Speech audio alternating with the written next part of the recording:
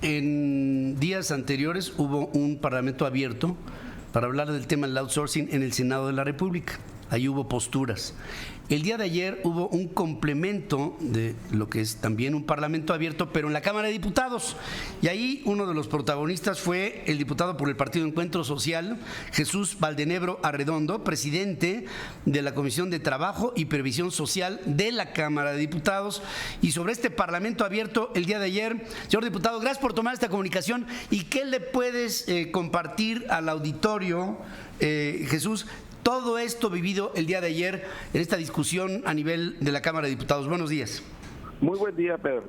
¿Qué podemos compartir? Bueno, las voces que fueron escuchadas dentro del Congreso, Pedro, en este Parlamento abierto, estuvieron representadas las cámaras empresariales, estuvieron representadas a organizaciones sindicales, abogados litigantes, y bueno, también desde la estructura gubernamental, el director general del Seguro Social, la secretaria del Trabajo, el director de Infonavit, Santiago Nieto de la Unidad de Inteligencia Financiera.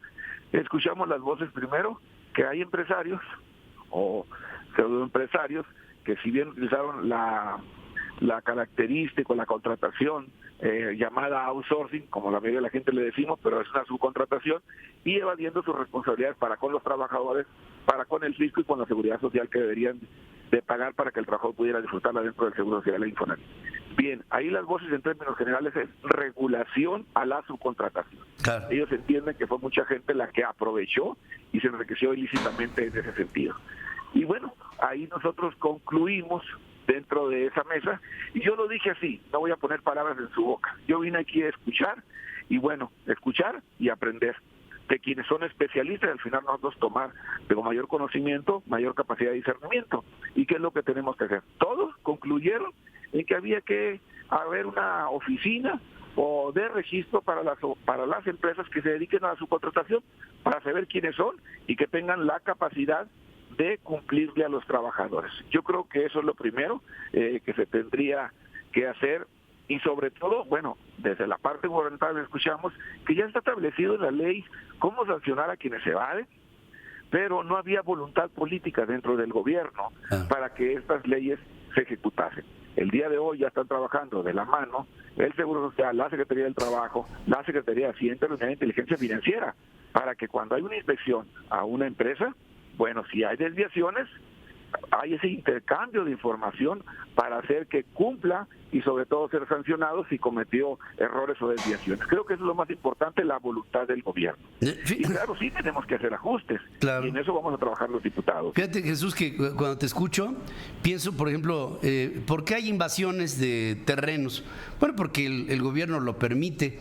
¿Por qué hay empresas de outsourcing que no respetan los derechos de los trabajadores? Bueno, pues porque hay una falta de supervisión de los gobiernos, porque finalmente reglas claras, establecidas, que respeten a los derechos de los trabajadores en salud, en educación, en antigüedad, en todo lo que sería, digamos, esta serie de conquistas que se han venido logrando por el sector trabajador de México, en todos los órdenes, pues yo creo que ahí están. Lo único que faltaría sería la aplicabilidad, y el gobierno no puede decir, es que hay empresas que han abusado. No, es que hay empresas que han abusado porque los hemos dejado. Pero finalmente hay un outsourcing bueno y un outsourcing malo. Y aquí lo que se quería en un principio, Jesús, era el erradicar al outsourcing completo, como si este estuviera totalmente fuera de control. Y creo que lo que faltaba era justamente esto que hoy se está reflexionando. Así es, Pedro, tienes mucha razón, y al final decía esta conclusión, muy personal. No puede estar bien México quitando la subcontratación y el outsourcing, y estando bien México desaparecerla, y que esté mal el mundo. Creo que estamos mal. En lo que está mal México es en la corrupción. Claro. Y vaya pues, donde haces algo fuera de la ley y no pasa nada, la impunidad, que decíamos, aquí se triangulaba algo terrible para nuestro país.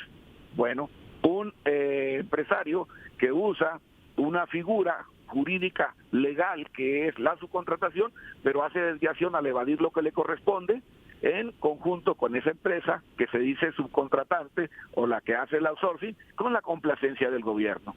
Y eso fue lo que vino a atrasarnos, y bueno, nos metieron en la competitividad como a costa del salario de un trabajador y de sus prestaciones sociales, pero con la complacencia del gobierno.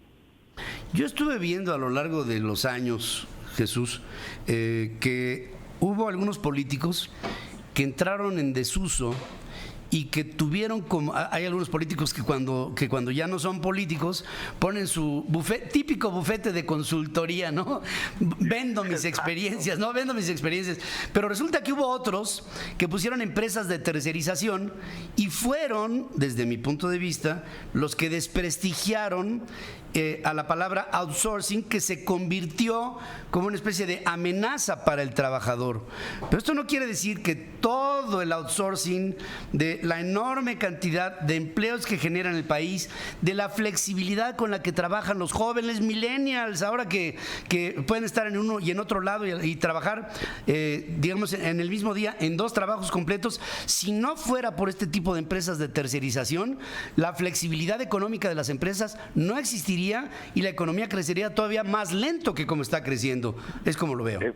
Efectivamente, Pedro, sobre todo las jefas de familia que ocupan esa flexibilidad de horarios para atender a sus hijos, ¿no? Entonces yo creo que todos esos temas se tocaron el día de ayer. Y bueno, algo también importante, como dices, de esos funcionarios que dejaron de ser y se convierten en esas consultorías.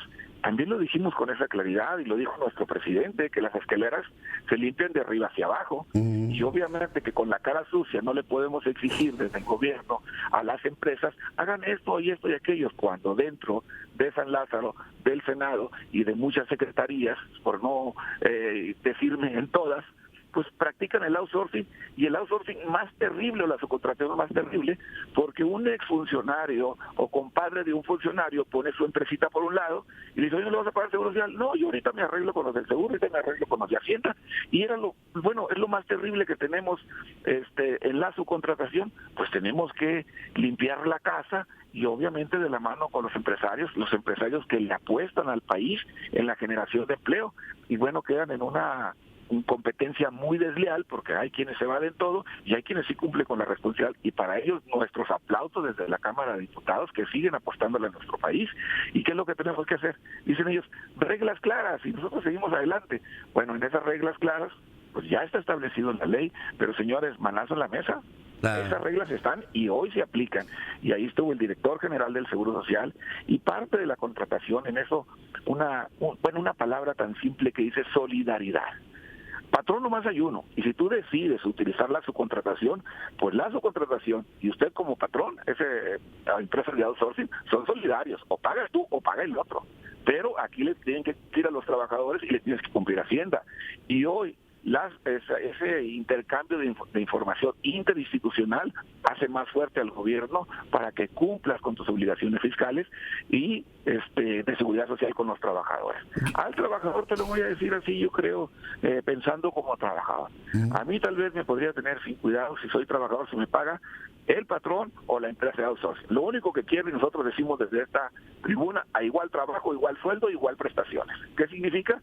Si tienes un trabajador de planta y tienes tú una contratación con otra empresa o subcontratación, pues le tienes que pagar lo mismo, como mínimo, ¿verdad? Y cumple tus obligaciones fiscales, como ocurre en otros países.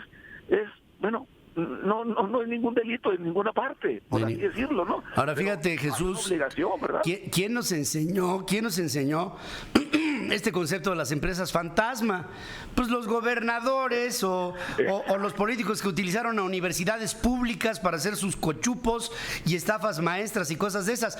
Ahora, yo nunca había escuchado de un representante popular un reconocimiento de que han sido los políticos los que han promovido todo esto, como lo acabas de decir tú en este momento. No lo había escuchado de nadie.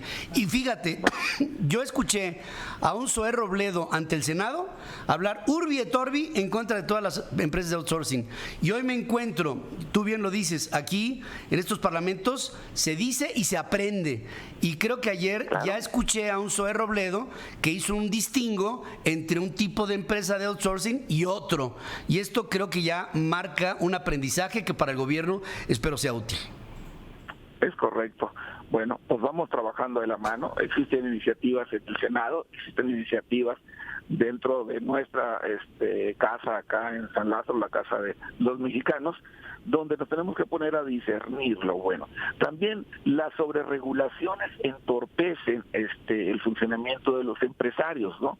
Sí. Entonces, yo creo que en esa comunión interinstitucional de trabajar juntos y en equipo intercambiar informaciones, digo, Santiago Nieto está haciendo un trabajo excelente, y cuando dice, esta empresa y estos movimientos no son normales, y bueno, vas y buscas y de dónde vinieron, dice, pues ahí nos puso ejemplos, ¿no? Cómo se mueven los capitales, y buscas el origen y encuentras en una colonia popular una casa ya abandonada con 40 empresas registradas, ¿no? Las famosas altureras, que ya ha establecido en la ley, ¿no? Que pues digo, es delito y vamos por ellos, pues poco a poco se va limpiando el camino, y nosotros tenemos sí que pulir, darles un poquito más de armas. Estuvo gente del poder judicial diciendo, desde que podamos llevar